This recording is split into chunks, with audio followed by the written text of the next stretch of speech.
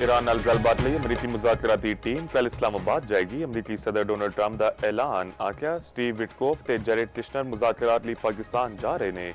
ਇਹ ਵੀ ਆਖਿਆ America Iran ਨੂੰ ਇੱਕ ਮੁਨਾਸਿਬ ਤੇ ਮੁਨਸਿਫਾਨਾ ਡੀਲ ਦੀ ਪੇਸ਼ਕਸ਼ ਕਰ ਰਿਹਾ ਹੈ।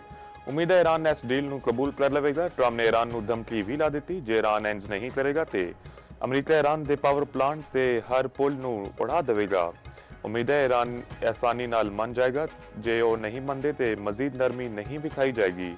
ਉਹ ਈਰਾਨ ਦੇ ਨਾਲ ਉਹ ਕਰਨਗੇ ਜੋ 47 ਸਾਲ ਵਿੱਚ ਕਿਸੇ ਅਮਰੀਕੀ ਸਦਰ ਨੇ ਨਹੀਂ ਕੀਤਾ। ਵਕਤ ਆ ਗਿਆ ਕਿ ਈਰਾਨ ਦੀ ਕਿਲਿੰਗ ਮਸ਼ੀਨ ਨੂੰ ਖਤਮ ਕੀਤਾ ਜਾਏ। ईरान ने हॉर्मुज़ विच गोलियां चला के जंगबंदी की खिलाफ वर्जी की थी। ईरान अमरीका का नहीं अपना नुकसान कर रहा है। ईरान जानता नहीं पर अमरीका की मदद कर रहा है। बंदरगाहों की बंदिश नाल ईरान का रोजाना $5 करोड़ का नुकसान हो रहा है। बहुत सारे जहाज हुण भी अमरीका विच टैक्सस लुजियाना ते अलास्का वल जा रहे ने। ऐसा पासरानी इनकलाब की वजह नाल होया जिहड़े अपने आप नूं सख्त जान साबित करना चाहते हैं।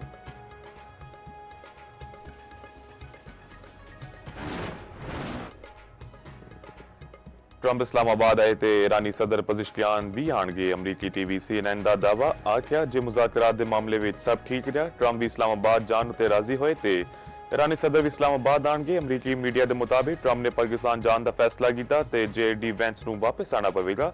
सीक्रेट सर्विस नहीं चाहती ट्रंप ते JD वैंस एक ही थां उत्ते होण। इहदे नाल जंगी सूरत हाल विच सलामती का खतरा है। अमरीका ईरान मुज़ाकरात के दूजे मरहले की तैयारियां जारी। इस्लामाबाद विच गैर मुल्की वफूद की आमद। ज़राए दे मुताबिक मुज़ाकरात लई अमरीका दीआं 3 एडवांस टीमां इस्लामाबाद अपड़ गईयां। बैनुल-अक़वामी मीडिया नूं भी वीज़ियां दा इजरा शुरू कर दिता गया। बैरूने मुल्क पाकिस्तान सफारतखानियां ते हाई कमिश्नर्स नूं हदायत जारी। इस्लामाबाद दे रेड जोन विच दाखला बंद। दफ्तरां विच अज वर्क फ्रॉम होम दा ऐलान। नोटिफिकेशन जारी। जुड़वां शहरां दी सिक्योरिटी हाई अलर्ट। रावलपिंडी विच पब्लिक गुड्स ते बैनुल इज़लाही ट्रांसपोर्ट्स दा हुक्म सानी मुअत्तल। बस अड्डे बरानी यूनिवर्सिटी 26 अप्रैल तक बंद। तदरीसी अमल ऑनलाइन कर दिता गया। हॉस्टल्स भी खाली कराने का फैसला। इस्लामाबाद दी कॉमसेट्स इस्लामिया ते कायद-ए-आज़म यूनिवर्सिटी दीआं क्लासां ऑनलाइन होणगियां।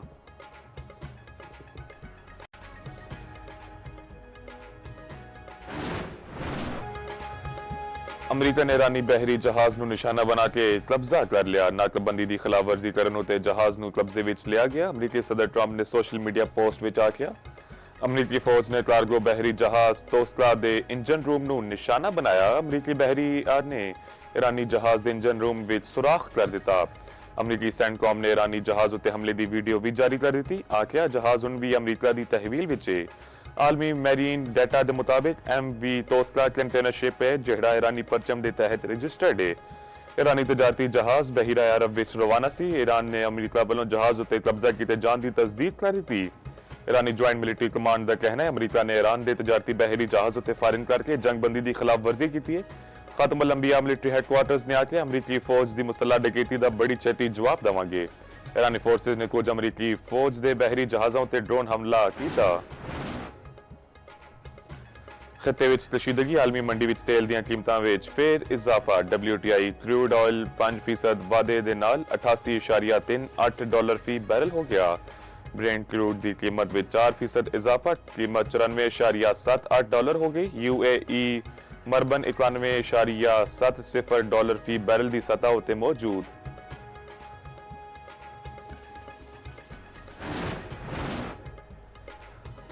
वज़ीर-ए-आज़म शहबाज शरीफ दे ईरानी सदर मसूद पज़िशकियान नूं फोन खुशगवार ते दोस्ताना गलबात तकरीबन 45 मिनट जारी रही। खिते दी मौजूदा सूरत हाल उत्ते तफसीली तबादला ख्याल।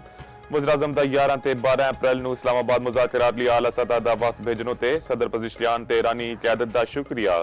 वज़ीर-ए-आज़म ने ईरानी सदर नूं सऊदी अरब, कतर ते तुर्किया समेत मुख्तलिफ आलमी रहनुमावां दे नाल अपनी हालिया मुलाकातां दे बारे विच भी आगाह कीता। वज़ीर-ए-आज़म ने आख्या कि यह रवाबित खिते विच पायदार अमन दे क़याम लई निहायत मुआवन साबित होए। वज़ीर-ए-आज़म ने इस हफ्ते फील्ड मार्शल सिदात मुनीर दे दौरे तेहरान दे दौरान ईरानी क़यादत दे नाल होने वाली तामीरी गलबात उत्ते भी शुक्रिया अदा किया। वज़ीर-ए-आज़म दा दोस्त मुल्कां दे तावन नाल खिते विच अमन लई मुखलिसाना कोशिशां जारी रखण दा अज़म। ईरानी सुप्रीम लीडर आयतुल्लाह मुज्तबा ख़ामनई लई नेक तमन्नावां दा इज़हार। ईरानी सदर पज़िशकियान ने वज़ीर-ए-आज़म ते फील्ड मार्शल दा अमन दी कोशिशां विच पाकिस्तान दे मजबूत अज़म ते शुक्रिया अदा किया। ईरान ते पाकिस्तान दे ताल्लुकात मज़ीद मुस्तहकम होने दे अज़म दा इज़हार।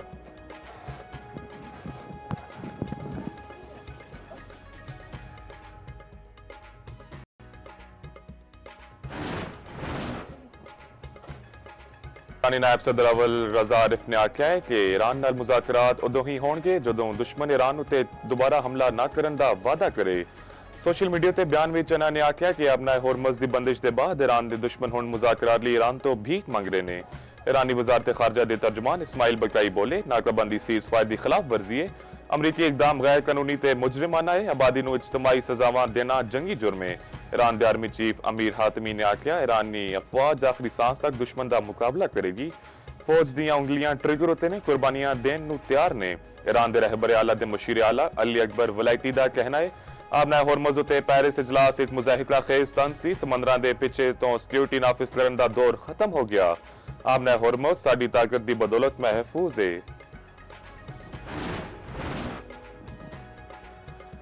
ईरान विच मनाब स्कूल दे शहीद बच्चों के वालदैन ने पोप लियो नूं खत लिख दिता। शहीद बच्चों की आवाज बनन उत्ते पोप लियो का शुक्रिया अदा किया। व्हाइट हाउस ने हुण तक मनाब स्कूल हमले उत्ते मदद नहीं की। हमले विच बच्चों सने 160 तो वध बंदे शहीद होए। मनाब स्कूल उत्ते हमला 28 फरवरी नूं कीता गया। मुतहदा अरब अमारात माली बैकअप दा ख्वाहिशमंद UAE दा मुमकिना माली बहरान तो निबड़न लई अमरीका नाल रब्ता करंसी स्विप लाइन राही डॉलर तक रसाई उत्ते गौर। अमरीकी अखबार वॉल स्ट्रीट जर्नल के मुताबिक UAE ने डॉलर सपोर्ट लई गलबात शुरू कर दी।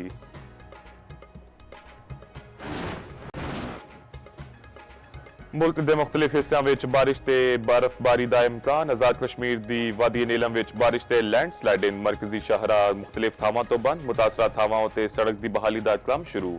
वादी लिबा दे पिंड एंटलियां विच पत्थर डिगन नाल सरकारी डिस्पेंसरी तबाह। प्राइमरी स्कूल की इमारत नूं शदीद नुकसान। पंजाब खैबर पख्तूनख्वा ते आजाद कश्मीर के मुख्तलिफ हिस्सों में बारिश। कई थावां ते यालाबारी।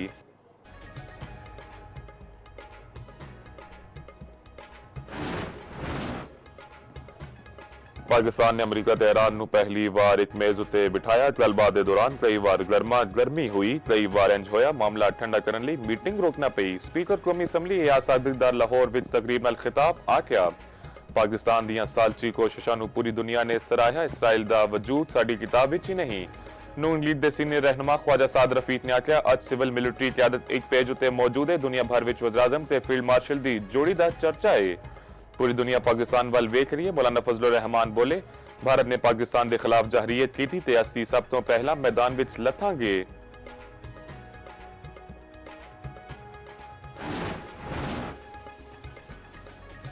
मरी दे इलाके कोटली सतियां विच स्काई ग्लास ब्रिज प्रोजेक्ट दी मंजूरी। सदर मुस्लिम लीग नून नवाज शरीफ ते वज़ीर आला पंजाब मरीम नवाज दी सदारत विच इजलास। मरी विच लैंडस्लाइडिंग दे सदबाब लई आलमी माहिरीन दी खिदमात लैण दा फैसला। लैंडस्लाइडिंग दे मुतासरीन दी बहाली ते इमदाद दे इकदामात दा हुक्म। मरी विच 3 नवी हॉस्पिटैलिटी जोन कायम करन दी मंजूरी। निजी शोबे दे इश्तराक नाल 5 स्टार मेयार दे होटल बनाए जाणगे।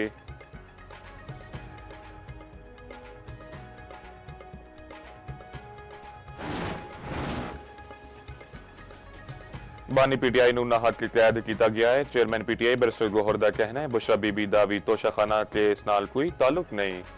बानी ते बुशरा बीबी नूं मुनासिब इलाज लई हस्पताल मुंतकिल किया जाए। मरदान विच जलसे नाल खिताब विच असद कैसर ने आख्या हुक्मरानां दे दिन गिने जा चुके। वज़ीर आला सुहेल अफरीदी ने आख्या बानी दी हस्पताल मुंतकिली तक एहतजाज होवेगा। वज़ीर आला दा मरदान लई 50 अरब रुपए दा पैकेज दा ऐलान।